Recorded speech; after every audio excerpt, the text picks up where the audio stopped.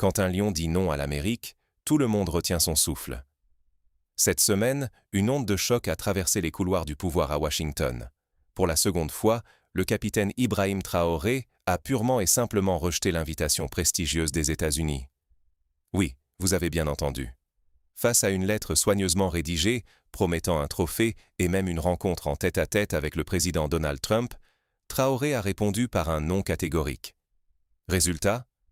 Une fureur inhabituelle secoue le département d'État et l'ambassade américaine à Ouagadougou. Pour eux, ce refus n'est pas seulement une gifle diplomatique, c'est un affront à la suprématie américaine, une remise en cause de leur capacité à attirer l'Afrique dans leur salon doré. Mais pourquoi ce geste provoque-t-il un tel séisme ? C'est bien plus qu'un simple refus d'invitation. C'est un signal fort. L'Afrique n'a plus besoin de chercher la validation occidentale. Traoré place la dignité et les priorités de son peuple avant les récompenses importées. Pourtant, derrière ce geste courageux, un risque plane. Si le message est mal compris ou si la pression occidentale s'accentue, le Burkina Faso pourrait se retrouver isolé, discrédité, ou même la cible de nouvelles tentatives de manipulation. Alors, que s'est-il réellement passé ? Plongeons ensemble dans l'histoire de cette invitation et de son rejet retentissant. Ce n'est pas la première fois que l'Afrique doit choisir entre reconnaissance et dignité. Depuis plus de 60 ans, les grandes puissances, et tout particulièrement les États-Unis, aiment se présenter comme les bienfaiteurs du continent africain. Mais dans les coulisses, l'histoire raconte autre chose. Pour Washington, l'Afrique a longtemps été perçue comme une arrière-cour, un terrain de jeu où l'on distribue des trophées, organise des sommets et invite les dirigeants africains pour mieux façonner l'image du continent, selon leurs intérêts. Dernier épisode en date, le capitaine Ibrahim Traoré, leader du Burkina Faso et figure emblématique du renouveau sahélien, reçoit une invitation prestigieuse. On lui propose de s'envoler pour Washington, de rencontrer l'ancien président Trump et de recevoir un prix sous les projecteurs des médias internationaux. Sur le papier, l'honneur semble immense. Mais très vite, les médias burkinabés flairent le piège. Pourquoi honorer Traoré à des milliers de kilomètres de son peuple ? Pourquoi lui demander de quitter la terre du Sahel pour fouler un tapis rouge étranger ? Ce scénario, l'Afrique le connaît trop bien. Les histoires se répètent. Chaque fois qu'un leader africain est célébré à l'étranger, il revient souvent avec une dette, une condition cachée, ou une promesse à tenir au profit d'intérêts extérieurs. Les invitations se transforment en interrogatoires, les récompenses en instructions déguisées pour ouvrir toujours plus grand la porte aux multinationales. Et si autrefois un récit venu de Washington devenait la vérité du jour au lendemain à Ouagadougou, tout cela a changé. Aujourd'hui, les jeunes du Sahel ne se laissent plus berner par les apparences. Ils savent que la vraie dignité ne s'achète pas à l'aéroport de Dulce et que la souveraineté ne se négocie pas contre une poignée de main devant les caméras. Comprendre ce contexte, c'est éviter de retomber dans les vieux pièges de la dépendance et de la manipulation. Mais derrière cette belle invitation, quel était le véritable enjeu ? Un prix doré ou un piège doré ? Voilà la question que s'est posée le capitaine Ibrahim Traoré face à l'invitation prestigieuse mais piégée des États-Unis. Pour beaucoup, recevoir un tel honneur venu de Washington serait le sommet de la reconnaissance internationale. Mais Traoré, lui, a lu entre les lignes. Il a compris que derrière le sourire, derrière la médaille étincelante, se cachait un piège bien connu. Utiliser l'honneur comme une arme. Un outil pour amadouer, dompter, soumettre ceux qui osent relever la tête. Dès le refus de Traoré, la réaction ne s'est pas fait attendre. Les médias américains crient à la propagande, accusant la presse burkinabé de répandre la désinformation et de manipuler l'opinion. Mais du côté de Ouagadougou, la réplique fuse. Si cette invitation est vraiment un honneur, pourquoi Trump ou Biden ne viendraient-ils pas eux-mêmes marcher dans la poussière du Sahel ? Pourquoi ne pas venir voir sur place ce que vivent les populations, au lieu de convoquer nos dirigeants dans les couloirs aseptisés de la Maison-Blanche ? Là est toute la différence. Pour Traoré, il n'y a plus de complexe à chercher la validation à l'extérieur. La dignité ne se quémande pas, elle s'impose à travers le service du peuple. Et puis, comment ignorer ce que cache l'invitation ? La stratégie est vieille comme le monde. sortir le jeune lion de son territoire, l'exposer à leurs journalistes, à leurs experts, le placer sous les projecteurs d'un autre regard. Là-bas, ils l'auraient encerclé de questions, cherchant non pas à le célébrer, mais à l'humilier. Pourquoi coopérez-vous avec la Russie? Pourquoi ne respectez-vous pas nos standards démocratiques? Pourquoi le Sahel est-il encore en guerre? Autant de flèches décochées, non pour comprendre, mais pour mettre en accusation. Mais Traoré a vu clair dans ce jeu. Il sait que les puissances qui prétendent juger la situation sécuritaire du Sahel sont celles-là mêmes qui l'ont envenimé. Les populations ne sont plus dupes. Chaque fois que les maîtres de la démocratie installent une base pour aider, les groupes armés ne font que se renforcer. Quand ils brandissent les droits de l'homme, ils ne pensent en réalité qu'aux intérêts de ceux qui obéissent. On voulait amener Traoré devant un tribunal invisible pour le juger des crimes dont d'autres portent la plus grande responsabilité. De la Libye aux frontières du Faso. Le refus du capitaine n'est donc pas une fuite, mais le plus grand acte de souveraineté. Il a dit, par ses actes, « Je ne serai pas votre alibi, je ne défilerai pas dans vos couloirs pour que vous puissiez montrer au monde que l'Afrique plie encore sous votre tutelle. Si vous voulez parler de la sécurité du Sahel, venez donc vous asseoir sur notre terre, dans la poussière, et regardez comment nous avançons sans vous. » Ce refus résonne comme une claque pour ceux qui, depuis 60 ans, utilisent la diplomatie comme une laisse. Mais ce geste n'est pas sans risque. La réputation de Traoré se joue sur la scène internationale, le moral du peuple burkinabé est en jeu, et c'est toute l'image de l'Afrique qui se retrouve au centre de ce bras de fer. Tomber dans le piège, c'est accepter que d'autres écrivent notre histoire à notre place.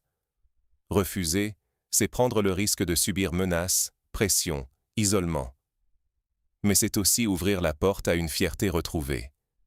Reste maintenant à savoir, quelles seront les conséquences de ce bras de fer inédit? Ce n'est plus seulement une querelle diplomatique, c'est une question d'avenir pour tout le continent. En refusant, non pas une, mais 2 fois l'invitation américaine, le capitaine Ibrahim Traoré a tracé une ligne claire. L'Afrique ne courbera plus l'échine devant les injonctions étrangères. Ce geste résonne bien au-delà du Burkina Faso. Il inspire, il libère, il donne du courage à d'autres dirigeants africains qui se découvrent la force de dire non à la soumission et oui à la dignité. Les jeux de pouvoir auxquels s'adonnent certaines grandes puissances, ces rendez-vous à Washington qu'on présentait autrefois comme l'ultime consécration, perdent soudain toute leur magie. Les États-Unis, habitués à distribuer les médailles et à décider qui mérite le titre de héros africain, se voient retirer ce privilège. Le scénario où l'Afrique attend sa validation, où elle se contente d'être applaudie du bout des doigts, touche à sa fin. Regardez la jeunesse du Sahel. Elle n'applaudit plus ces trophées venus d'ailleurs. Elle comprend que la véritable grandeur, c'est dans les champs, les écoles et les marchés du continent qu'on l'a construit, pas dans les couloirs feutrés de la Maison-Blanche. Désormais, la norme, c'est la fierté, pas l'approbation importée. Traoré ne cherche pas à se faire photographier auprès des grands. Il veut être reconnu par son peuple, là où ça compte. Mais attention, ce réveil dérange. Les puissances occidentales, notamment américaines, n'abandonneront pas facilement leur influence. À mesure que l'Afrique affirme son autonomie, les pressions risquent de s'intensifier. Campagnes médiatiques hostiles, menaces économiques, manipulations sécuritaires. Le risque, c'est de reculer face à l'intimidation et de perdre ce précieux élan vers l'autodétermination. Mais l'opportunité est immense. Pour la première fois depuis des décennies, l'Afrique peut vraiment reprendre le contrôle de son image, de ses ressources et de son destin. Alors, comment transformer ce tournant historique en leçons concrètes et en opportunités réelles pour chaque Africain, pour chaque jeune et chaque leader du continent? Le lion du Sahel montre que le mot le plus puissant est non.